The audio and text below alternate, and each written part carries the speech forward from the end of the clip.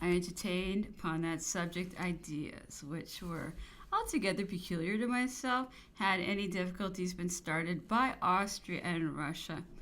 I would have married a French woman. I would have selected one of the most illustrious names of the monarchy. That was even my original thought, my real inclination. My ministers were unable to prevent me, but by their earnest appeals to political views, had I been surrounded by the Montmorencys, the Nessels, the Clisons, I should, by adopting their daughters, have united them with foreign sovereigns. My pride and my delight would have been to extend these noble French stocks had they taken part with or given themselves up to us altogether. They and those belonging to me thought that I was influenced by prejudice alone when I was acting in conformity with the most profound combinations. Be that as it will, your friends have lost more in me than they are aware of. They are destitute of soul, of the feeling of true glory. By what unhappy propensity have they preferred wallowing in the mire of the Allies to the noble task of following me to the top of the Mount Simplon and commanding from its summit the respect and admiration of the rest of Europe? Senseless men! I had, however, he continued, a project in my portfolio. Time alone was wanting to mature it, which would have rallied round me a great number of that description of persons, and which, after all, would have been but just. It was that every descendant of ancient marshals and ministers should be considered at all times capable of getting himself declared a duke by presenting the requisite endowment. All the sons of generals and governors of provinces were upon the same principle to be qualified to assume the title of count, and so on in gradation. This would have advanced some, raised the hopes of others, excited the emulation of all, and hurt the pride of none. Grand, but altogether harmless rattles, and belonging besides to my system and my combinations. Old and corrupt are not governed like ancient and virtuous nations. For one individual at present who would sacrifice himself for the public good, there are thousands and millions who are insensible to everything but their own interests, enjoyments, and vanity. To pretend, therefore, to regenerate a people in an instant, or as if one were traveling post, would be an act of madness. The genius of the workman ought to consist in knowing how to employ the materials he has at hand. And that is one of the causes of the resumption of all the monarchical forms, of the reestablishment of titles, of classes, and of the insignia of orders. The secret of the legislator should consist in knowing how to derive advantage even from caprice and irregularities of those whom he pretends to rule. And after every consideration, all these gewgaws were attended with few inconveniencies and not destitute of some benefit. At the point of civilization to which we have now attained, they are calculated to attract the respect of the multitude, provided always that the person decorated with them preserves respect for himself. They may satisfy the vanity of the weak without scaring in the slightest degree strong and powerful minds.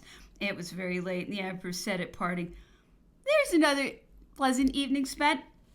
How many conversations of this kind have I not lost from the want of elucidation since I first noted them down? For there was not one, however different the subject, that was not occasionally characterized by very extraordinary expressions and sallies. The reader will perhaps be gratified with my narrative. For myself, I think only of what I've lost. When I made a careless entry of some lines in my journal, my mind was full of the entire object, which, according to my design, was to be explained and displayed a short time after. And besides, I was close to the source from which I expected fresh supplies the following day. At present, everything is obliterated by time, vexation, and affliction. A single day does not, however, pass by in which some scattered fragments, some ideas, some sentences, some isolated expressions do not recur to my memory. But where are they to be placed? How are they to be suitably introduced? That is a difficulty which, however easy and agreeable in appearance, is beyond my faculties, and to which my state of health is inadequate. The 19th, the chimney of the saloon took fire in the night, but the flames did not break out until daylight. 2 hours sooner, and the building would have been a heap of ashes. The emperor took a walk. He was attended by several of us, and we went round the park on foot. What his shoe buckles fell out, and we all eagerly strove to put it in again. He who succeeded considered himself the most fortunate. The emperor, who would not have allowed us to behave so at the Tuileries, seemed here to feel a kind of satisfaction at our conduct. He let us do as we liked, and we were thankful to him for indulging us in an action that did honor to us, in our own opinion. This leads me to observe that I have not yet spoken of our customary manners near his person, and I am more peculiarly induced to notice them because we have received several London newspapers which circulate in this respect 1,000 idle stories and assert that the imperial etiquette was as strictly maintained at Longwood as at the Tuileries. The emperor behaved to us in the kindest manner and with a paternal familiarity. We were on our part the most attentive and respectful of courtiers. We uniformly endeavored to anticipate his wishes. We carefully watched all his wants, and he had scarcely time to make a sign with his hand before we were in motion. None of us entered his apartment without being sent for, and if anything of importance was to be communicated to him, he was previously made acquainted with it. If he walked separately with any of us, no other presumed to intrude. In the beginning, we constantly remained uncovered near his person, which appeared strange to the English, who had been ordered to put on their hats after the first salute. This contrast appeared so ridiculous to the emperor that he commanded us once for all to behave like them. Nobody except the two ladies took a seat in his presence unless desired to do so. He was never spoken to but at his own peculiar instance, and when the conversation became general, which was always and in all cases under his control and guidance, such was the etiquette of Longwood, which entirely was, as it must be evident, that of our recollections and feelings.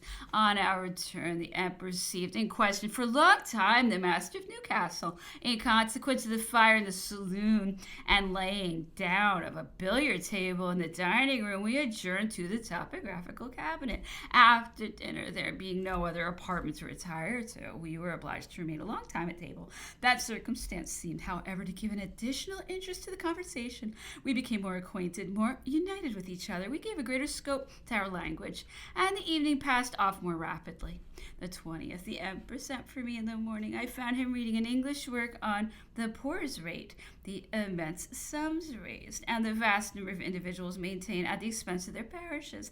An account embraced millions of men and hundreds of millions of money. The emperor was apprehensive that he had not read the work correctly or that he had mistaken the sense. The thing he said seemed altogether possible. He could not conceive by what vices and defects so many poor could be found in a country so opulent, so industrious, and so abundant in resources for labors. England, he was still as capable of comprehending by what prodigy the proprietors, overloaded with a horrible ordinary and extraordinary taxation, were also enabled to provide for the wants of such a multitude.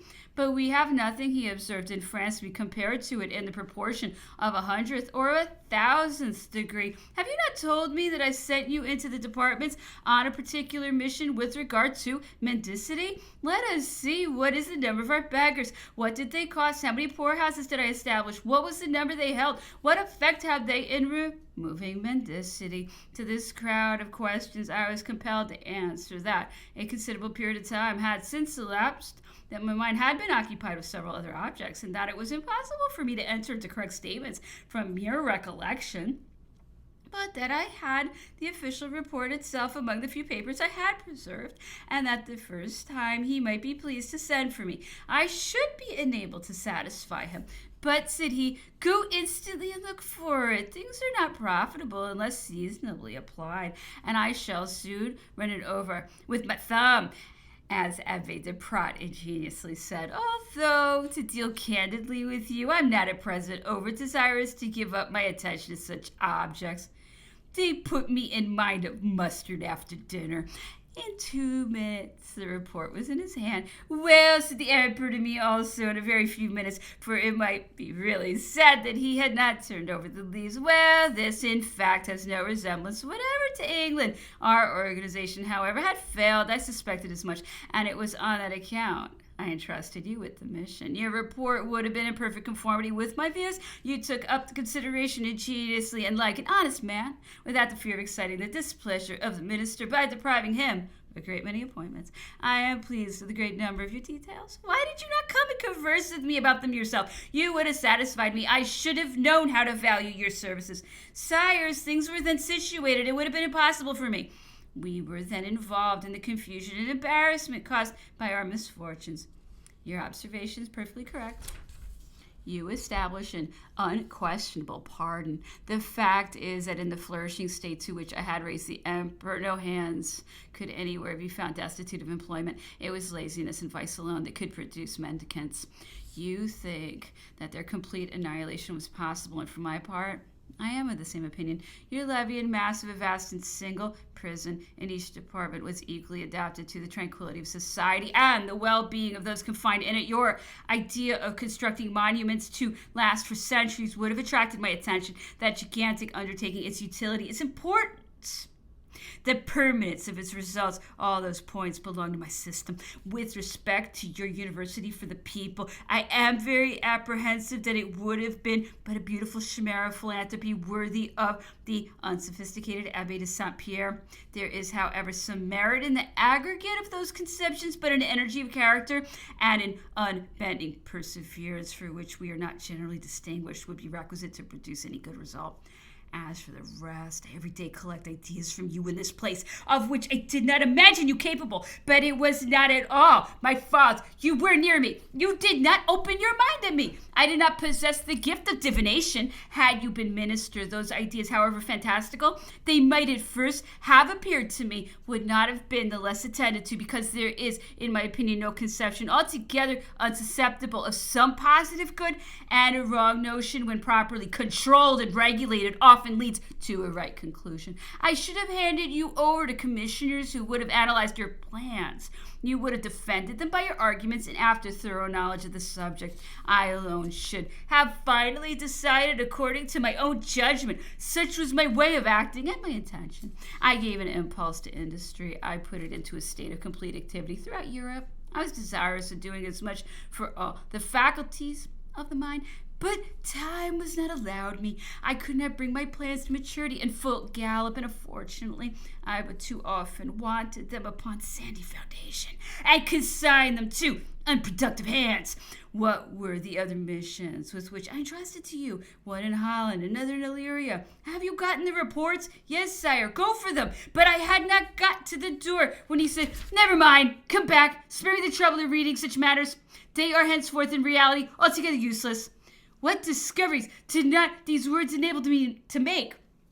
The emperor resumed the subject of Illyria, and obtaining the possession of Illyria, it was never my intention to retain it. I never entertained the idea of destroying Austria. Her existence was, in the contrary, indispensably requisite for the execution of my plans. But Illyria was in our hands a vanguard to the heart of Austria, calculated to keep a check upon her, a sentinel at the gates of Vienna to keep her steady to our interests. Besides, I was desirous of introducing and establishing in that country our doctrines, our system of government, and our codes. It was an additional step to the regeneration of Europe.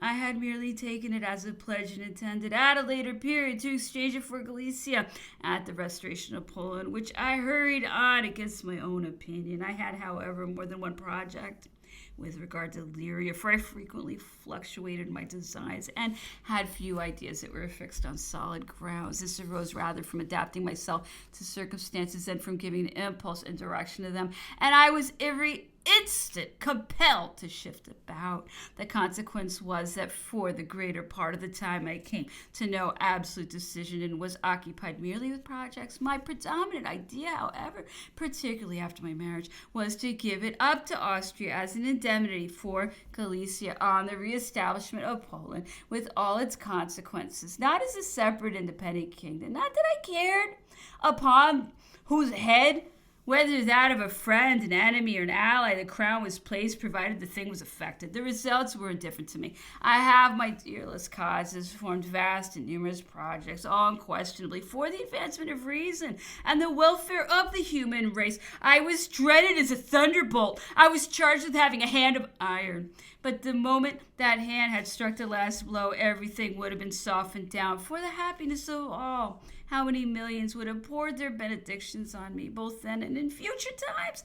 But how numerous it must be confessed, the fatal misfortunes which were accumulated and combined to effect my overthrow at the end of my career, my unhappy marriage, the perfidies which resulted from it, the villainous affair in Spain from which I could not disengage myself, that fatal war with Russia which occurred through a misunderstanding, that horrible rigor of the elements which devoured a whole army, and then the whole universe against me. Is it not wonderful that I was still able to make so long a resistance? And that I was more than once on the point of surmounting every danger and emerging from that chaos more powerful than ever. Oh, destiny of man! What is human wisdom, human foresight? And then, abruptly, averting to my report, he said, I observed that you traveled over a great number of departments. Did your mission last long? Was your journey agreeable? Was it of real benefit to you? Did you collect much information? Were you enabled to form a correct judgment on the state of the country, on that of public opinion?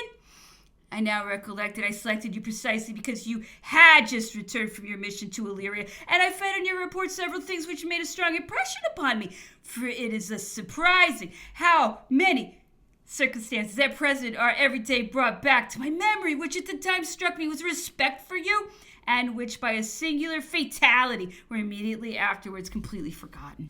When any appointments were about to take place to those special and confidential missions, the decree with blanks for the names was laid before me, and I filled them up with persons of my own selection. I must have written your name with my own hand. Sire replied, there never was perhaps a mission more agreeable and satisfactory in every point of view. I commenced it early in the spring and proceeded from Paris to Toulon, and from Toulon to Antibes, following the line of coast and occasionally diverging into the interior. I traveled nearly 1,300 leagues, but unfortunately the time was short. The minister and his instructions had strictly limited the period to 3 or at most to 4 months. It would be difficult for me to give an adequate description of all the delight, enjoyments, and advantages which I derived from the journey. I was a member of your council, an officer of your household. I was everywhere considered as one of your Amici Dominici, and was received with suitable respect. The more I behaved with discretion, moderation, and simplicity, visiting myself the high functionaries whose attendance I was authorized to require, the more I was treated with deference and complaisance. For one who showed any distrust or betrayed any symptom of ill humor or envy, I afterwards learned from themselves that my character as a nobleman, emigrant, and chamberlain formed 3 certain grounds for reprobation. For one, I repeat, who looked upon me with a jealous eye. I found many others whose communications were altogether unreserved, even upon objects respecting which I should not have presumed to make an inquiry. They assured me that they took pleasure in unbosoming themselves to me with perfect openness, that they viewed my situation near the person of the sovereign as a favorable medium, and considered me as the confessor upon whom they relied for transmitting their most secret thoughts to the Most High. The more I endeavored to convince them that they were mistaken with regard to my situation and the nature of my mission, the more they were confirmed in the contrary opinion. In so short a period, what a lesson for me on mankind! There were none of these high functionaries who did not differ from each other with regard to the views, means, and designs of all the objects under consideration, and yet they were all men selected with care, a tried ability, and generally possessed of a great deal of merit. Persons in private life also looked up to me as a ray of providence, and applied to me either publicly or in secret. How many things did I not learn? How numerous the denunciations and accusations communicated to me! What a multitude of local abuses and petty intrigues disclosed to me! Altogether unacquainted with affairs, and until then absolutely ignorant of official proceedings, I made use of that peculiar opportunity to obtain information. I did not fail to make myself acquainted with all the objects and particular circumstances of every party. I was not apprehensive of showing my ignorance to the first who presented themselves, for I was thus enabled to qualify myself for discussing business with the others. It is true, sire, and my special mission was restricted to the mendicity establishments and the houses of correction. But feeling as I did all the want of a stock of knowledge fit to render myself useful to the council state, and taking advantage of my appointment, I connected with it of my own accord the minute inspection of prisons, hospitals, and beneficent institutions, and also took a survey of all airports and squadrons. How magnificent the combination which thus presented itself to my view! I everywhere beheld the most perfect tranquility and complete confidence in the government. Every hand, every faculty, every branch of industry was employed. The soil was embellished by the flourishing state of agriculture. It was the finest time of the year. The roads were excellent. Public works were carried on almost in every quarter: the Canal of Arles, the Noble Bridge of Bordeaux, the works of Rochefort, the canals of Nantes to Brest to Rennes to Saint-Malo, the foundation of Napoleon town, intended to be the key of the whole peninsula of Brittany, the magnificent works of Cherbourg, those of Antwerp, Sluices, Moles, and other improvements in most of the towns of the Channel, such as a sketch of what I saw on another side. The ports of Toulon, Rochefort, Lorient, Brest, Saint-Malo, Havre, and Antwerp displayed an extraordinary degree of activity. Our roads were filled with vessels, and the numbers increased daily. Our crews were trading in spite of every obstacle, and our young conscripts were becoming good seamen, fit for future service. I, who belonged to the old naval establishment, who was astonished at everything I saw on board, so very great were the improvements made in the art, and so far did they extend in every point of view, all that I had witnessed. The squadrons belonging to the different ports got under sail every day and executed their regular maneuvers, like the parades of garrisons, and all this took place within sight of the English, who thought it a ridiculous farce, without foreseeing the danger with which they were threatened. For never at any period was our navy more formidable, nor our ships more numerous. We already had upwards of 100 afloat, or on the stocks, and we made daily additions to that number. The officers were excellent and animated with zeal and ardor. I had no idea whatever the forward state of our preparations before I witnessed it in person, and should not have believed it were I not confidently assured of the fact. With respect to the mendicity establishments, the special object of my mission, your intention, sire, had been ill understood, and the plan was altogether unsuccessful. In most of the departments, mendicity not only remained with all its defects, but no step whatever had been taken for its annihilation. The fact was that several prefects, far from making the establishments a terror to the mendicants, had merely considered them as a refuge for the poor. Instead of holding out confinement as a punishment, they caused it to be sought after as an asylum, and thus the lot of the persons shut up in them might be envied by the hard-working peasantry of the neighborhood. France might in that way have been covered with similar establishments, which, however full, would not have diminished the number of mendicants who commonly make a trade of begging and follow it in preference. I was, however, unable to judge that the interpation of the evil was possible, and the example of some departments in which the prefect had taken a better view of the subject was sufficient to produce that conviction. There were a few in which it had entirely disappeared. It is an observation which makes an immediate and striking impression that all other things fairly average. Mendicity is much more rare in those parts which are poor and barren, and much more common in those which are fruitful and abundant. It is also infinitely more difficult to effect its destruction in places where the clergy have enjoyed superior wealth and power. In Belgium, for instance, mendicants were seen to derive honor from their trade and boast of having followed it for several generations. These claims belonged peculiarly to them, and that country was accordingly the rendezvous of mendicity. But I'm not surprised at it, resumed the emperor. The difficulty of this important consideration consists entirely in discriminating accurately between the poor man, who commands our respect, and the mendicant, who ought to excite our indignation. Besides, our religious oddities confound these two classes so completely that they seem to make a merit, a kind of virtue of mendicity, and to encourage it by the promise of heavenly rewards. The mendicants are in reality neither more or less than monks au petit pied, on foot, and that such is the fact is evident from the mendicant monks being so classed in the vocabulary. How was it possible for such ideas not to produce confusion in the mind and disorder in society? A great number of saints have been canonized whose only apparent merit was mendicity. They seem to have been transplanted to heaven for that which, considered as a matter of sound police, ought to have subjected them to castigation and confinement in this world. This would not, however, have prevented them from being worthy of heaven. But go on. It was not, sire, without emotion that I observed the details of the charitable establishments. In contemplating the anxiety, the cares, the ardent charity of so many sympathetic hearts, I was enabled to ascertain that we were far from yielding the palm, whatever might be the consideration, to any other people, and that we merely had less ostentation and made less use of artificial means to enhance their merits. The South of Beauvoir and the Languedoc, in particular, displayed a zeal and animation of which it would be difficult to form an adequate conception. The hospitals and the almshouses were everywhere numerous and well attended to. The foundlings had increased tenfold since the Revolution, and I instantly ascribed it to the corruption of the times.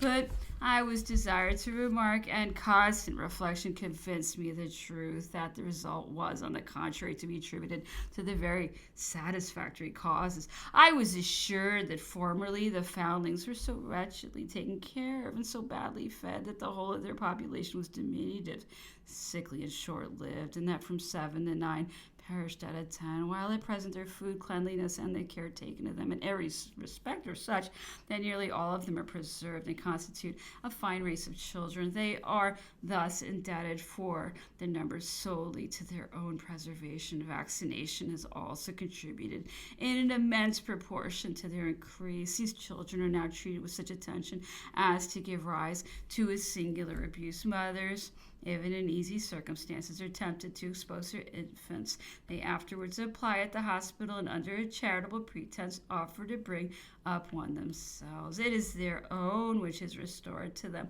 with the benefit of a small allowance. All this is carried on through the favor of the agents themselves, and often for the purpose of attaining a trifling pension for one of their relations.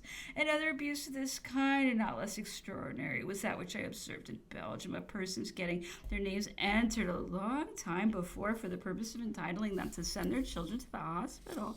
And a young couple on their marriage strove to get their names entered for vacancies which fell to them some years afterwards as a matter of right. It was a part of the marriage arrangement. "Oh, Jesus, Jesus!" exclaimed the emperor, shrugging up his shoulders and laughing. "And after this, make laws and regulations."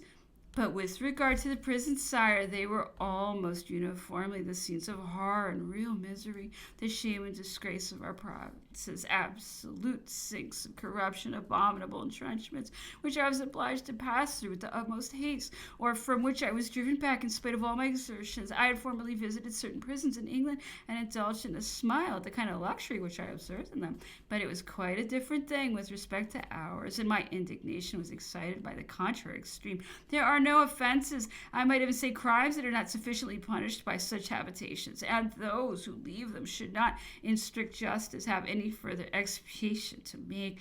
Yet, after all, those confined in them were merely under a simple accusation, while those who had been found guilty, the real criminals and hardened villains, had their special prisons, their houses of correction, where they were perhaps too well taken care of. And even in the latter case, the honest day laborer might have reason to envy their lot and make comparisons injurious to providence and society. Another striking inconsistency was observable in these houses of correction. It was the amalgamation, the habitual mixture of all the classes upon whom sentence had been passed, some being imprisoned for small offenses only for a year, and others for 15, 20 years, or for life, on account of the dreadful crimes they had perpetrated. It necessarily followed that they would all be reduced to one moral level, not by the amelioration of the latter, but rather by the corruption of the former. What struck me also very forcibly in La Vendée and the adjacent country was that madmen had increased there, perhaps tenfold more than in any other part of the empire, and that individuals were detained in the mendicity establishments and other places of confinement, who were treated as vagabonds, or likely to become so, and who, having been taken up in their childhood, had no knowledge of their parents or origin. Some of them had wounds on their person, but were ignorant how they had been inflicted. They were marks which had no doubt been made upon them in their infancy. The opportunity of employing these individuals who had not acquired a single social idea has been suffered to pass by. They are now unfit for any purpose. "Ah," exclaimed the emperor, "this is civil war and its hideous strain, its inevitable consequences and its certain fruits. If some leaders make fortunes and extricate themselves from danger, the dregs of the population are always trodden underfoot and become the victims of every calamity. With respect to other matters, I found in the aggregate of these establishments a considerable number of persons who I was told, whether right or wrong, were prisoners of state and were kept in custody by orders of the high, the intermediate, or the low police. I listened to all those prisoners. I heard their complaints and received their petitions, certainly without any engagement on my part, for I had no right to contract any. And besides, I was perfectly aware that having heard their own testimony only, I could not attach guilt to any person, with the exception, however, of some notorious villains. They did not really, in general, deserve more at farthest than the common punishments of the correctional police. I found among them, in the prisons of Rennes, a boy between 12 and 14 who had, when only a few months old, been taken with a band of chauffeurs. They had been all executed, and the child had remained there ever since without any decision on his case. His moral capabilities may be easily appreciated. He never saw, knew, or heard any but villains. They were the only kind of people of whose existence he was able to form an idea. At Mont Saint-Michel, a woman whose name I have forgotten particularly attracted my attention. She had rather a pretty face, pleasing manners, and a modest deportment. She had been in prison 14 years, having taken a very active part in the troubles of La Vendée, and constantly accompanied her husband, who was the chief of a battalion of insurgents, and whom she succeeded after his death in the command. The wretchedness she suffered and the tears she shed had insensibly impaired her charms. I assumed a severe air during the recital of her misfortunes, but it was put on for the purpose of concealing the emotions she excited. She had, by the kindness of her manners and her other qualifications, created a kind of empire over the vulgar and depraved women that were about her. She had devoted herself to the care of the sick. The prison infirmary was entrusted to her, and she was beloved by everyone. With the exception of that woman, a few priests, and 2 or 3 old shoe-in spies, the rest exhibited but a filthy compound of disgusting or extravagant depravity. I met with a married man with an annual income of 15,000 livres, evidently confined in consequence of his wife's intrigues after the manner of the ancient letters de cachet, and with prostitutes who assured me they were detained not as a punishment for the indiscriminate profusion of their favorites, but out of spite for want of complacence for a single person. They told me lies, or they did not, but in either case ought to be honored with the title of prisoners of state, to be maintained at the expense of 2 francs a day, and to be made subservient in rendering the government odious and ridiculous. Finally, I met with an unhappy man in a town of Belgium who had married one of those girls for whom the municipalities provide marriage portions on great occasions. He was in prison for having stolen, as I was informed, the portion because he had neglected to earn it. He was positively required to acquit himself of that important debt, and he as positively refused. He was perhaps required to do that, which was not in his power. Immediately upon my return to Paris, I called on Monsieur Riel, prefect of police of the district I had just revisited. I considered it my duty, I said, to communicate to him in a friendly manner the result of my observations. I must do him justice, for whether he was very far from having a bad heart, whether he was impressed with my plain dealing, or affected, perhaps, sire, by the magic influence of your uniform, he thanked me, observed that I was doing him a real service, and assured me that he would take immediate steps for relieving and redressing, which were his words, the cases I had laid before him. Meeting him, however, a few days afterwards on assembly, he said, with apparent grief, "That is an unfortunate business, and very unfavorable to your Amazon." He alluded to General Malet's rash enterprise, which I thought myself capable of doing a few days ago of my own accord. I cannot now pretend to undertake it without an order from a superior quarter. I do not know how the thing ended. The emperor dwelt some time on the abuses I had pointed out, and they concluded, in the first place, in order to proceed regularly, it was incumbent upon you to ascertain whether your information was well grounded and to hear the evidence against the persons accused, and then it must be frankly admitted that abuses are inherent in every human establishment. You see that almost everything of which you complain was committed by the very persons who were expressly entrusted with the means of prevention. Can a remedy be provided when it is impossible to see what passes everywhere? There is something like a kind of network which, extended on flat grounds, envelops the lower classes. A mesh must be broken and discovered by a fortunate observer like you before anything of the matter is known in the upper regions. Accordingly, One of my dreams would have been when the grand events of war were completely terminated and I returned to the interior in tranquility and at ease to look out for half a dozen or a dozen of real good philanthropists, of those worthy men who live but to do good. I should have distributed them through the empire, which they would have secretly inspected for the purpose of making the report to me. They would have been the spies of virtue. They would have addressed themselves directly to me and would have been my confessors, my spiritual directors, and my decisions with them would have been my good works in secret. My grand occupation when at full leisure and at the height of my power would have been the amelioration of every class of society. I should have descended to the details of individual comfort, and had I found no motive for that conduct in my natural disposition, I have been actuated by the spirit of calculation, for after the acquisition of so much glory, what other means would have been left to me to make any addition to it? It was because I was well aware that swarm of abuses necessarily existed, because I wished for the preservation of my subjects and was desirous of throwing every impediment in the way of subordinate and intermediate tyranny, that I conceived my system of state prisons adapted to any crisis that might occur. Yes, sire, but it was far from being well received in our saloons, and did not a little contribute to make you unpopular. An outcry was everywhere raised against the new Bastilles, against the renewal of the lettres de cachet. I know it very well, said the emperor. The outcry was echoed by all Europe and rendered me odious. And yet observe how powerful the influence of words, envenomed by perfidy. The whole of the discontent was principally occasioned by the preposterous title of my decree, which escaped me from distraction or some other cause, for in the main I contend that the law itself was an eminent service and rendered individual liberty more complete and certain in France than in any other country in Europe.